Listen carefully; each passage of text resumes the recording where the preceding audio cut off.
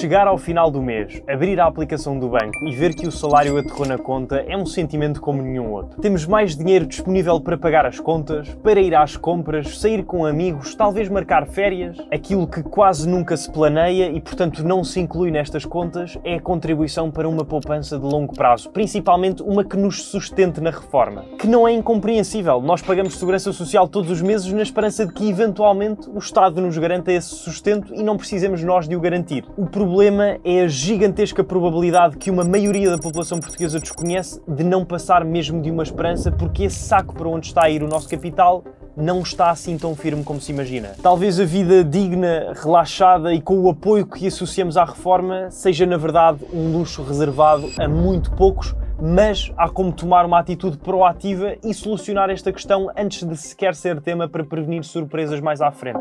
A Autoridade de Supervisão de Seguros e Fundos de Pensões, em conjunto com a Universidade do Minho, desenvolveu um estudo em 2022 que concluiu, ao extrapolar os resultados da amostra para o universo que representa, que de toda a população residente em Portugal entre os 25 e os 65 anos, apenas 43% poupa para a reforma. Os outros 57% dizem que não o fazem por das três, uma. Preferem poupar primeiro para outros objetivos de curto e médio prazo, ou acreditam que ainda é cedo para se preocuparem com isso, ou sentem segurança de que o valor da pensão vai ser suficiente para fazer face às suas despesas. Entre estas três justificações, a última é sem dúvida a que considero mais preocupante porque, ao contrário do que se pensa, as reformas dos próximos anos, sobretudo da minha geração, não estão de todo asseguradas. Não é preciso grande genialidade para se perceber porquê e, aliás, entre vários motivos, posso só apresentar aquilo que é o mais evidente. Temos um problema demográfico. A nossa taxa de natalidade está a diminuir, ao mesmo tempo que a esperança média de vida continua a aumentar, sendo a tendência da idade da população portuguesa uma de envelhecimento.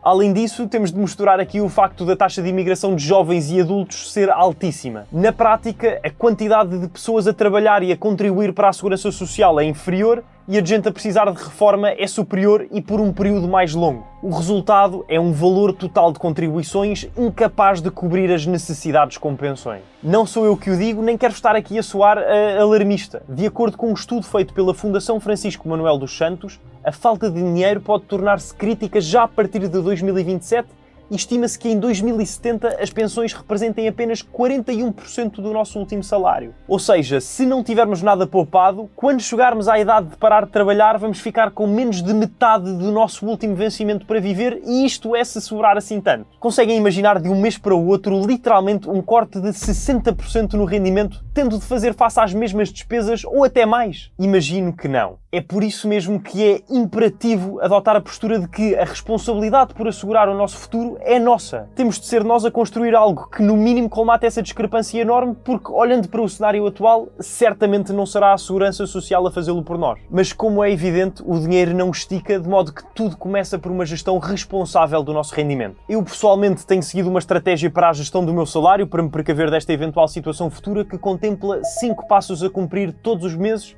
e está dividida em 2 fases distintas. A primeira, que inclui os passos 1 a 3, é a fase de contenção, onde garantimos que as bases estão bem estabelecidas e que temos as nossas finanças em ordem. A segunda é a fase de construção, que contempla os passos 4 e 5, na qual aí sim se planeia o futuro e nos organizamos para deixar de sobreviver, passando a viver com uma maior liberdade. Naturalmente, esta estratégia não é uma verdade universal. Acredito que existam outras formas de chegar ao mesmo objetivo. Estes 5 passos são o que tem funcionado comigo ao longo dos últimos anos e que acredito que possam despoltar ideias úteis que sirvam para delinear um caminho adequado à situação de cada pessoa em particular. Para tornar este método o mais tangível possível e simplificar ao máximo a sua interpretação, vou recorrer a um jovem casal de 2 personagens fictícias com menos de 35 anos.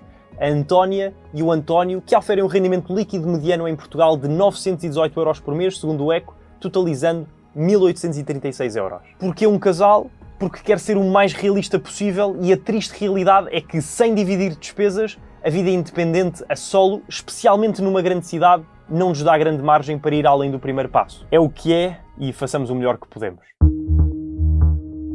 Obviamente que antes de pensar no futuro temos de fazer face ao presente, garantindo que as nossas necessidades básicas estão asseguradas. Para tal, o primeiro passo a dar assim que é recebido o salário é pôr de lado o montante relativo ao pagamento das despesas estritamente essenciais, normalmente fixas e recorrentes mensalmente. Enquadro aqui a habitação, sob a forma de uma renda ou de uma prestação a pagar ao banco, a água, eletricidade, gás e eventualmente um pacote de televisão, internet e telemóvel, o supermercado e a deslocação, podendo incluir o passo dos transportes públicos, o valor dos transportes partilhados, como TVDE, bicicletas e trotinetes, ou caso seja absolutamente imprescindível por falta de alternativa, tudo o que está associado à posse e utilização de um carro próprio. Encargos provenientes de almoços ou jantares fora, saídas com amigos, mensalidades de ginásio ou subscrições de aplicações não entram, na minha opinião, neste primeiro bolo. Não porque não sejam importantes, mas sim porque não são absolutamente essenciais à nossa sobrevivência e se por qualquer motivo nos virmos numa situação preocupante, podemos mais facilmente abdicar delas para nos reorganizarmos.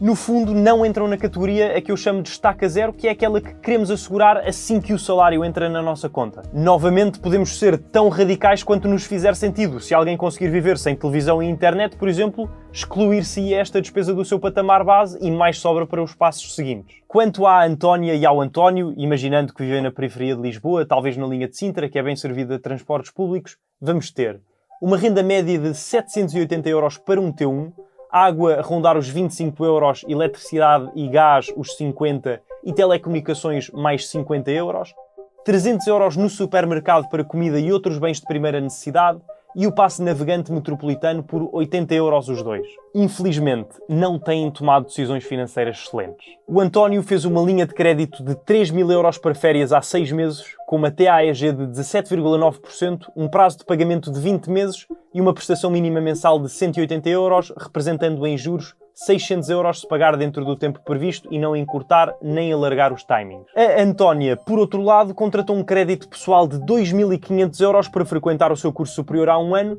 com uma TAEG de 14,8%, um período de 30 meses e uma prestação mínima mensal de 97 euros, representando em juros 421,40 euros, novamente se pagar dentro do tempo previsto e não encurtar nem alargar os timings. Somando todos estes encargos, chegamos à módica quantia de 1.562 euros necessários para a sobrevivência, avançando para o próximo passo com um saldo de 274 euros. Com o chão garantido, segue-se o pagamento das dívidas. Mas atenção, não são todas. Para dar um número concreto, refiro-me a qualquer crédito com uma taxa de juro igual ou superior a 6%, que é um número que eu pessoalmente considero o limite e há uma explicação para isso. Quando contraímos um empréstimo, estamos a pedir a alguém que nos preste um serviço que é o de nos cederem dinheiro agora que nós não temos ou não queremos desembolsar logo. Este serviço, como qualquer outro, tem uma contrapartida associada, um custo que corresponde aos juros a pagar ao mutuante, a quem nos concedeu o crédito. Pensando num exemplo hipotético, se eu pedir um crédito com uma taxa anual efetiva global, uma TAEG ou vulgo taxa de juros de 4%, ou seja, por cada 100 euros que me emprestaram, por ano eu tiver de pagar 4 euros em custos, mas conseguir investir esse montante de forma a gerar um rendimento de 8%, por exemplo, então eu tenho um saldo positivo de 4% por ano e pode fazer sentido manter a dívida. É exatamente esta a lógica. Só faz sentido pagar dívida se não conseguirmos, através de outra aplicação do nosso capital com um grau de risco em linha com o nosso perfil, gerar um rendimento superior ao custo que estamos a ter com o empréstimo. Porquê então os 6%? Ora, naquele que é o universo de produtos de investimento atualmente disponível, não é fácil encontrar opções com um nível de risco muito baixo que nos gerem retornos superiores a 6% depois de descontados os impostos. É por isso que, na grande maioria dos casos, pode fazer sentido amortizar as dívidas com uma taxa de juro igual ou superior a esta o mais rápido possível. Amortizar algo deste género significa utilizar o nosso capital sem risco para reduzir um custo. É quase como se eu estivesse a investir num produto que me gerasse um rendimento, mas ao invés disso está a aliviar um custo. No final do dia, na balança, vai dar ao mesmo. Na existência de mais do que uma, começamos pela que tiver a taxa de juros mais alta e só depois de paga na sua totalidade é que nos focamos inteiramente na amortização da seguinte. Isto pode demorar alguns meses até anos a ser finalizado, sobretudo se tivermos vários créditos com taxas de juros altas e montantes em dívida avultados. Ainda assim, passar este nível à frente significa ter sempre uma âncora agarrada. Se o objetivo é organizar a nossa vida e as nossas finanças para garantir que criamos poupanças tanto para o curto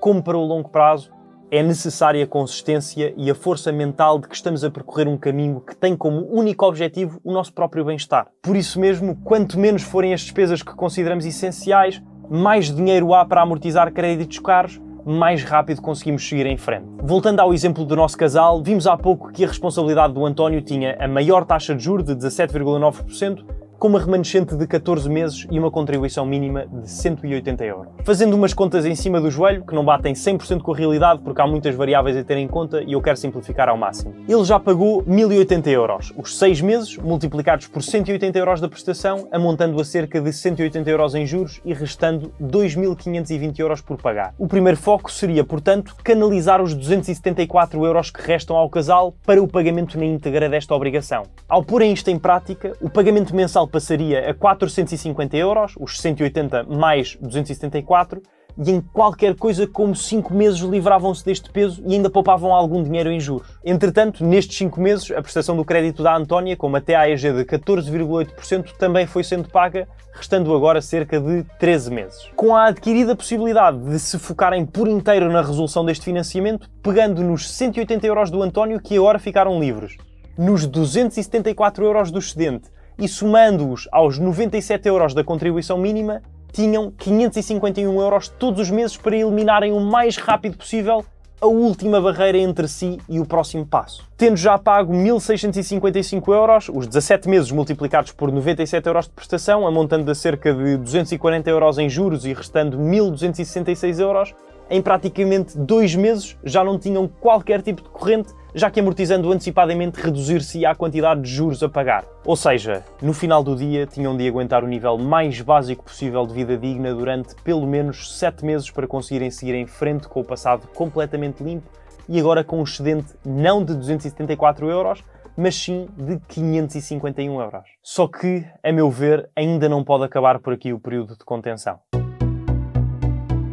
Já livres de encargos, surge a constituição de um fundo de emergência, que não é nada mais nada menos que uma poupança colocada de lado a que recorremos apenas em casos de, tal como o nome indica, emergência. A par do segmento anterior, dependente do excedente que sobra e do montante com que estivermos confortáveis a ter lá presente, este também pode levar alguns meses a ser concluído. Do meu ponto de vista, há 2 tipos de situações que nos podem acontecer e para as quais este fundo pode ser útil. A primeira é ter a surpresa desagradável de uma despesa extra imprevisível. Uma avaria no carro, um problema elétrico em casa, uma emergência médica que nos leva a precisar de uma operação ou de medicamentos que o Estado não paga. Enfim, uma panóplia de coisas que podem acontecer por azar. Neste caso, o fundo vai permitir-nos fazer face ao custo, ou pelo menos ajudar com uma parte, sem que o desembolso coloque o nosso bem-estar em risco, como quem diz, sem termos de passar fome ou de ir a correr pedir um crédito pessoal. A segunda é ficar sem uma porção ou a totalidade das nossas fontes de rendimento, o tal salário que estamos aqui a tentar gerir. Apesar de não pensarmos muito nesta possibilidade, ela está lá. Falo de despedimentos em massa,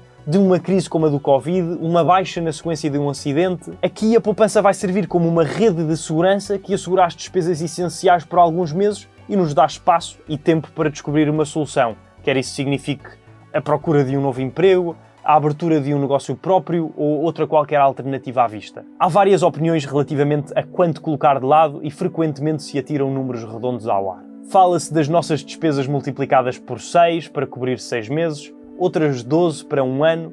A minha posição é de que o montante ideal não existe e vai depender sempre de cada situação individual. Alguém que gere com facilidade 2.500 euros por mês e não gaste nem um terço, não vai precisar de tanto como outra pessoa que ganha o salário mínimo, sempre que fica sem trabalho se vê aflita para arranjar o próximo e quase não tem excedente depois de ultrapassar o nível das necessidades básicas. Lá está, tem a ver com o quão bem dormimos à noite, tendo consciência dos piores cenários que se podem levantar. Hipoteticamente falando, a Antónia e o António sentem que a vida seria muito mais tranquila se conseguissem suportar as suas despesas sem receber nada durante 4 meses, equivalendo a um fundo necessário de 1.285 euros vezes 4, que dá 5.140 euros. Contribuindo com os tais 551 euros mensalmente, estaria completo em 10 meses, 1 ano e meio depois de terem começado a sua jornada do zero e com ainda muito tempo pela frente para criarem para si um futuro mais descansado. Se é sexy dizer que não é de hoje para amanhã, não é, mas é a realidade e é esta a transparência que vão sempre encontrar aqui pelo canal. Se é algo que valorizam, a melhor forma que existe para retribuírem é clicarem no botão vermelho da subscrição. Agora, independentemente do valor, este fundo convém que vá para algum lado facilmente mobilizável com o menor risco possível. E claro, nada disto deve ser tomado como uma recomendação de investimento, não sou consultor financeiro. A primeira opção de que nos lembramos costuma ser os bancos tradicionais. Infelizmente, face à oferta tão pouco apetecível de depósitos mobilizáveis, o que isso significaria para nós seria o dinheiro ser todo comido pela inflação porque o retorno é inferior à mesma, resultando numa perda do poder de compra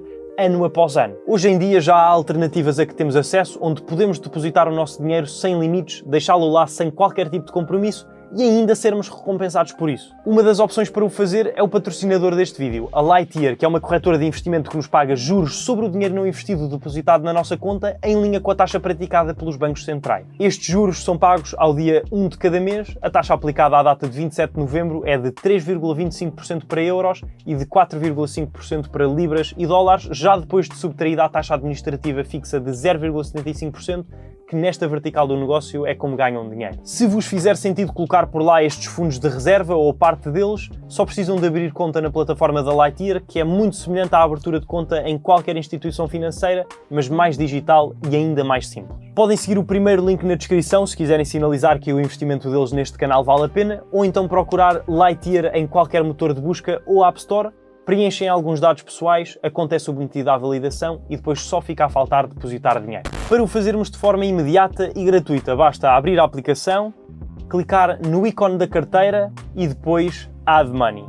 Aqui optamos por um dos 3 métodos, eu vou escolher Apple Pay porque me é mais conveniente, digito o montante desejado, que até aos 500 euros depositados não tem custo nenhum, clico em Use Apple Pay, aceito e já está. Só não aproveita este tempo de taxas de juros altas em que vivemos quem não quer e não temos de ser sempre só prejudicados. Lá está, tradicionalmente não tínhamos como, agora com plataformas como a Lightyear tornou-se absolutamente democrático. Utilizando o código ZOIO ou acedendo através do link na descrição começam ainda mais à frente porque ganham gratuitamente a fração de uma ação com um valor de $10.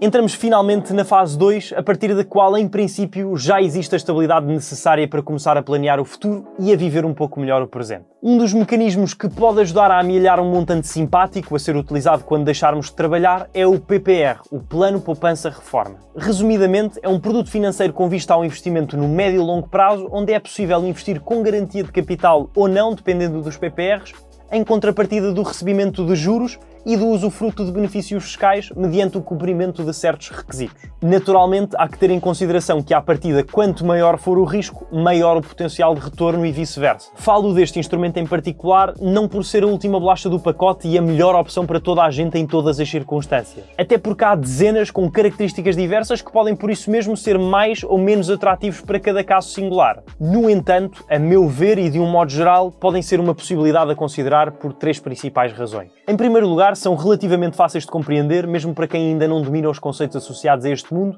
e a sua subscrição pode ser feita através de bancos tradicionais com quem temos as nossas contas ditas normais e já temos o hábito de lidar. Isto contribui para a diminuição das barreiras à entrada, tornando a adoção desta ferramenta mais acessível e menos demorada. Em segundo lugar, na grande maioria dos casos, perdemos os benefícios fiscais de que usufruímos quando fazemos o resgate do capital antecipadamente, tendo de ocorrer uma devolução e eventualmente até pagar penalizações adicionais. Dizem-me, João, mas isso não faz sentido nenhum. Pois, mas a inconveniência desta característica é para mim uma vantagem porque serve como barreira de saída, demovendo a utilização da poupança para outros fins, se não o complemento à reforma, que foi aquele para o qual a criámos. Por último, está a facilidade de automatização com que podemos fazer reforços, já que em muitos dos PPRs existentes é possível pré-definir o montante e a data do investimento, por forma a que não tenhamos de nos preocupar com transferências de um lado para o outro todos os meses. Eu divido este quarto passo em 2 subsegmentos distintos. De um lado, temos a procura pelo melhor PPR para o nosso caso e depois a aplicação em si de, no limite, o valor que permite a maximização dos benefícios fiscais em sede de IRS à entrada. Se for do vosso interesse, posso fazer um vídeo mais detalhado sobre o tema e já vamos ao nosso casal de referência. Do outro lado, está pôr de lado uma quantia extra para uma vida melhor. Não me refiro a extravagância, mas sim a algo um tanto acima da contenção praticada até aqui. É o que eu chamo de nível 1. Não dá para tudo o que desejamos na vida, mas é suficiente para um maior sentido de conforto e de que estamos a fazer progresso. E isto é extremamente relevante porque, sem balanço, se houver uma abordagem radical, por experiência própria noutras áreas da vida, é inevitável a desistência mais tarde ou mais cedo. A Antónia e o António, como têm menos de 35 anos, maximizam os seus benefícios fiscais à entrada quando contribuem com 2.000 euros anuais cada um, cerca de 340 euros por mês em conjunto, que resulta numa dedução de 400 euros cada no seu IRS. Por acaso, como lhes sobram 551 euros, até podiam dedicar os 340 ao PPR e os restantes 211 a uma vida melhor, ou então balançar isto como bem lhes apetecer e os fizer sentir melhor. Em última instância, é disso que estamos aqui a falar. Chegando a este ponto, se a conclusão for de que o salário não estica como para estes dois poderia ser a impressão, há duas alternativas. Ou se baixa ligeiramente a qualidade do nível 1, ou se arranja forma de aumentar os rendimentos. Com o que sobra, se sobrar, passamos finalmente ao quinto e último passo.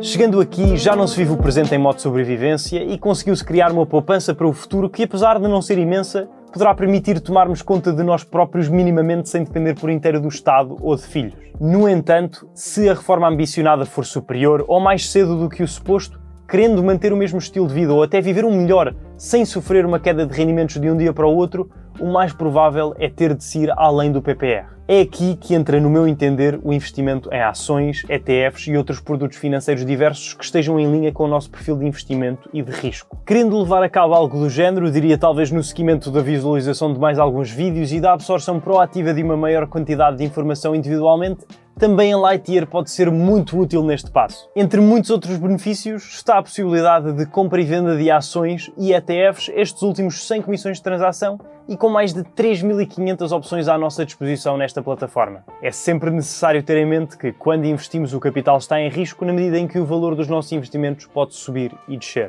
Para começarmos a investir, já a partir da aplicação, depois de termos conta criada e fundos disponíveis, clicamos na lupa e vimos parar a esta página com uma data de filtros pré-definidos. Há pesquisas por região, setor, tipos de fundos e muito mais. No seguimento de uma pesquisa própria e da conclusão de que faz sentido iniciar a construção de um portfólio com a aquisição de um primeiro título, só precisamos de pesquisar o que desejamos na lupa. Vou escrever IUSA apenas para fins demonstrativos. Seleciono o que pretendo, depois Buy, escrevo o número de ações, Preview Order e, por fim, Confirm.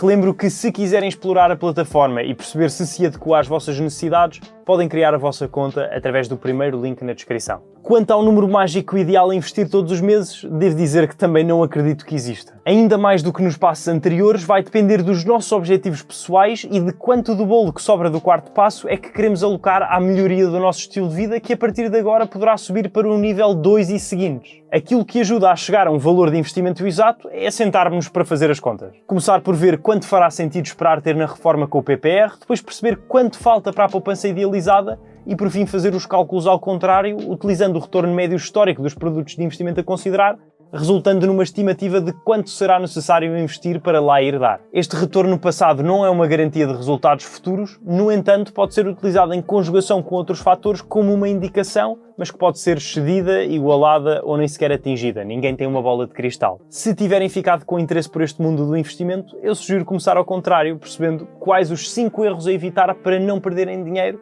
sobre os quais falei neste vídeo a aparecer agora no ecrã. Por hoje é tudo, espero genuinamente que vos tenha sido útil. Um clique no botão do gosto é extremamente apreciado e significa mesmo muito para mim. Desejo-vos tudo bom, um abraço e até à próxima semana.